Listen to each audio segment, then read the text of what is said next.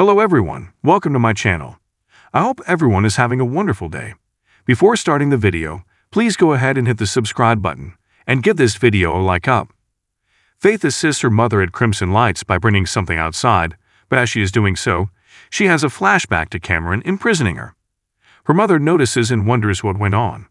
She assures her daughter that it is normal.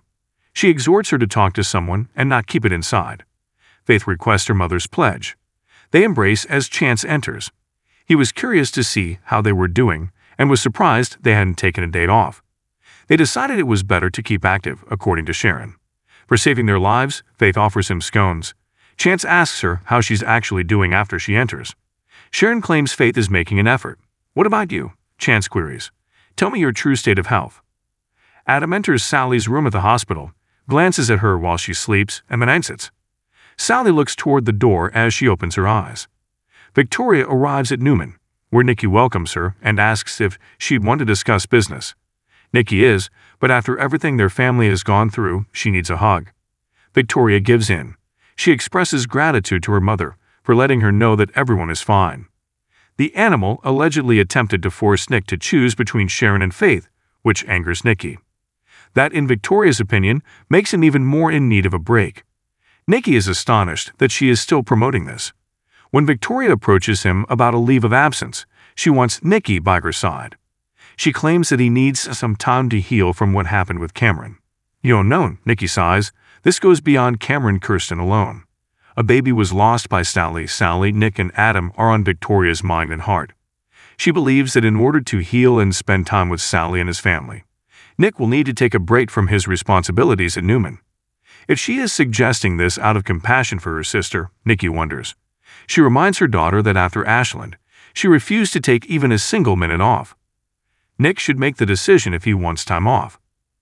Nick tells Sally he brought her a blueberry muffin when he gets to the hospital. He gets her thanks. She nods in response to Nick's request to sit with her. "Can I do anything?" he queries. Sally laments Adam's early morning arrival. Knowing he was in her room made her feel nauseous. Nick says, "Sally," she replies, "No. Our child was killed by him." Nick's look suggests that he has more to say. "What?" she snaps. "Adam lost his baby too," explains Nick. Sally contends that Adam lost his kid by allowing her to pass away. Adam, according to Nick, was compelled into a hopeless circumstance. Because he has experienced it, he understands how it feels. He informs her that Cameron is imprisoning Faith and Sharon and attempting to coerce him into making a life-or-death decision. He was speechless. After learning that Cameron was ultimately slain by Sharon, Sally apologizes profusely. "Just being thankful that he didn't have to choose who lives or died," Nick said. Adam did not escape that. He encountered the same pit of despair that he did, thus, I can't really fault his decision. Sally sobs over the fact that her infant daughter ever got to take her first breath. Adam denied her of something she deserved. Sharon informs Chance on the terrace of Crimson Lights that she isn't prepared for a big night out or anything, but she is okay. She's just relieved that things didn't become worse.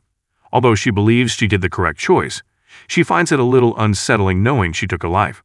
Chance concurs, Cameron wasn't planning on giving up. "To think we came so close to losing Faith," groans Sharon. As per Chance, they didn't. She is still alive and is bringing him free scones. "Thanks to you, Sharon," she said. He continues, "You saved lives," and puts his hand on her shoulder. Adam enters and berates Chance. "Where the hell were you when Faith and Sharon needed you? The police are never there when you need them but are always there for their donuts. If anything had happened to them, I swear to God it would have been on your head, Chance." Chance smiles and nods in response to Sharon's expression. Adam goes on at length about all the hints Chance missed. "Chance was a hero yesterday," claims Sharon. She and Faith might not be there now if he hadn't shown up when he did. Adam is told to be kind by Faith when she shows up because Chance and he have a lot in common. "You two put your lives in danger to save mine. I consider both of you to be heroes." Adam shook his head and said, "No, I'm not a hero." Sharon follows him inside as he moves. Inside, Adam expresses regret for his rudeness. "You've gone through a lot in the last day," says Sharon. "I feel bad for the infant." She implores him to show self-compassion. Adam claims Alina also gave the same advice. After everything he did to her in the past, he questions how she can be so kind. Many would believe that he merits this. "If anyone says that to you, they have no sense of decency," Sharon snarls. "No one deserves what you've gone through. even though many people have experienced losses similar to yours. Nikki confronts Victoria at Newman about having a replacement for Nick waiting in the wings. Victoria maintains that it's best for her brother. Nikki insists that Nick must make the decision. Nate enters after knocking. He wants to run some ideas by Victoria. If his suggestions are for Newman Media or Newman Enterprises, Nikki queries. When Victoria leads the parent company so well, Nate would never think to suggest suggestions for them. He appears to be in favor of Victoria's plans for Nicholas, according to Nikki. Nate acknowledges that his lead was brought up, but he denies being aware of any hidden intent. Victoria is asked to wait a few days and consult Nick before making any snap decisions, and Nikki excuses herself. "Don't count on me to support you if you insist on forcing this," she said. Victoria expresses regret for her mother when alone. She doesn't seem to want Nate to pick up the slack he senses. Nick needs a leave of absence, according to Victoria, and she wants to integrate him into the overall company strategy. Nick queries Sally, "Did Adam know you felt this way before you went to the hospital?" "In the medical facility." Sally claimed that things moved too quickly. She wouldn't have allowed herself to imagine how things may turn out. Nick makes the argument that Adam had no way of knowing how it would finish. He is aware that his brother was attempting to soothe her and support her during this. He was left in a helpless situation when she lost consciousness and decided to follow his gut feeling. "That feeling tells me he loves you. He will put you first at all times." If Nick had chosen to save Sharon over Faith, Sally wonders. Gritting his teeth, Nick says, "As you said, it's not the same situation." "You would have saved Faith, wouldn't you?" Sally sobs. She still had the rest of her life to live. "Would you also have rescued my young girl?"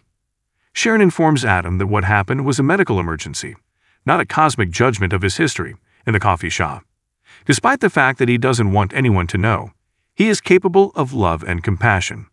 Adam snorts that he's not feeling particularly empathetic or loving right now. Sharon predicts it will take time to recover from the loss. "Get over," Adam implores. "I caused my baby's death. Sally hates me because I destroyed our one genuine link." I don't blame her either.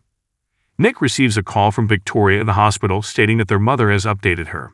She inquires about everyone's well-being, including him, and invites him to stop by the office.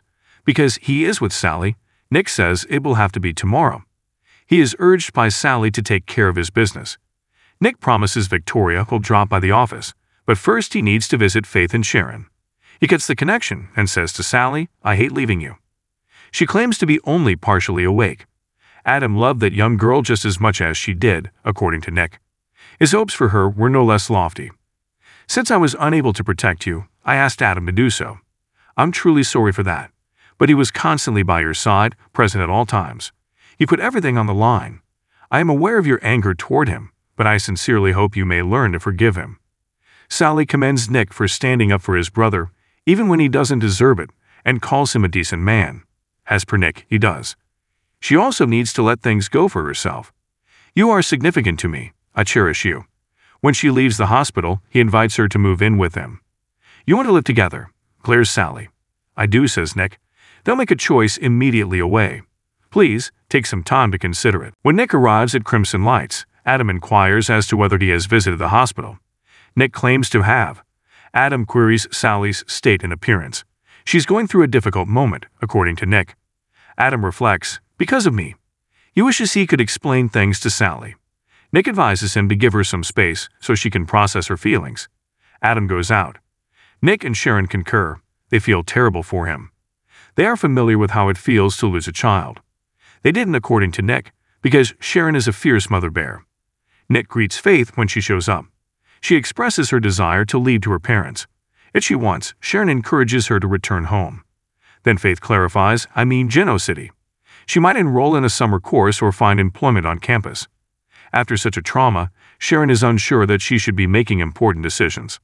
On this, Nick agrees with Sharon. Faith objects, stating that the man was at their home, was present, and discovered the woman in Chancellor Park. It follows her everywhere she goes. Sharon advises against evacuating. Faith merely desires to feel at ease and spend time with her pals. They can be reached by phone. They all embrace after Sharon and Nick give in. Nate informs Victoria Newman that her mother isn't really pleased with her choice, and Victor isn't likely to be either. Is she certain that she wants to forward with this? Nick is getting a chance to recover from Victoria. Nate warns that if he perceives her decision to fire him as COO as an act of unilateralism, she will be in for a fight. Victoria is surrounded by a reliable person. Nate will give her some space before returning later with some ideas, which were actually for Newman Enterprises. Victoria appreciates how proactive he is, such as locking the door to ensure their privacy. They embrace. Sally is sleeping in her hospital room when Adam enters. "I understand that you don't want to see me, but I was powerless to resist," he says. He must approach her and make an effort to explain. His heart stopped as Elena asked him in the hallway who he should save. "The thought of losing you. I felt overpowered. Even if we're not currently together, I can't picture a scenario in which you don't exist. I couldn't take the chance of losing both of you after she indicated our child might not live." Adam takes a seat next to the bed. "You need to be aware, Sally, that I dreamed about this child. She would be someone I adored. As magnificent and domineering as her mother, our spicily dressed young daughter would have been. I'm devastated that I'll never get to meet her, though you did. She belonged to you. You sung and conversed with her. I anticipated the decision you would make. You would pick her out of love. I love you, so I choose you." Victoria has untidy hair at Newman Enterprises, and Nate buttoned up his jacket. She claims that while at the club last night, she saw him with Andra. She appeared to be really motivated. Nate claims she is constantly working. Victoria ruminates that they both are aware of her desire for more authority at Newman. Nate believes that if they can keep her ambition in check and her attention narrow, she will succeed. Nate permits them to speak alone before Nick arrives. Victoria hugs Nick as she closes the door. She inquires about his condition. Sally will need a long time to recover from Cameron's death, according to Nick, who claims that she is distraught. Victoria believes Sally will now require his assistance. "She needs you, and your family needs you." Nick reflects, "So much worry. What is happening?" "Nick, I believe you need to take a leave of absence from Newman Enterprises," says Victoria. Chance discovers Sharon wiping away tears at Crimson Lights. Faith is returning to Ann Arbor, and she confesses that she doesn't feel comfortable there. Chance gives her the reassurance that her daughter will be safe, saying, "And so will you." Sharon appreciates him for saying what she needed to hear. "You need to hear this," Sharon says as she approaches. She assures him that Cameron wasn't to blame, and that Adam was in the wrong. "Thanks to you, my daughter is still with us. That is true for us all, and I'll never forget that." She enfolds him in her arms. At Society, Nate sees Nikki. She claims that throughout her meeting, she just got a lot of great feedback regarding Newman Media. The newest initiative on their platform has Nate fairly pumped up, but Audra will be leading it going forward. The thought crosses Nikki's mind, "So you're already shifting your focus to Newman Enterprises, and Nicholas isn't even gone." Nate hopes she won't think he's acting inappropriately. "By assuming my son's place," she queries. Nate raises a hand and says, "Nothing of the sort, I assure you."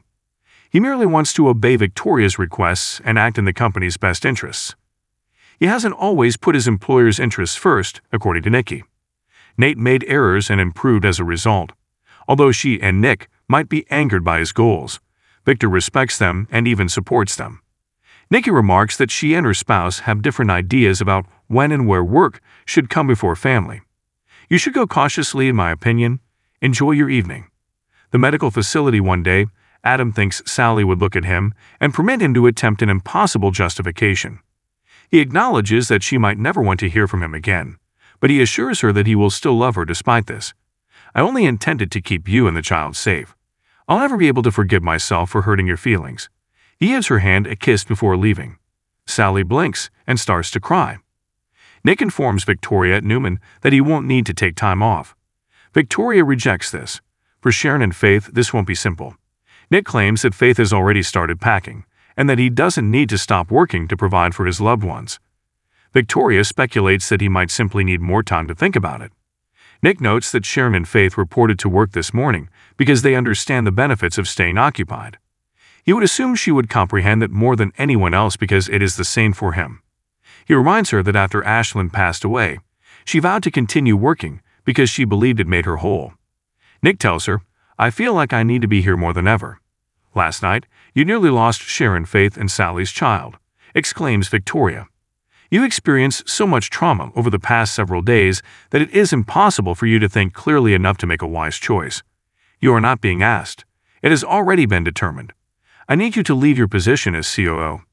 Thanks for watching this video. Please subscribe to our channel and stay with us.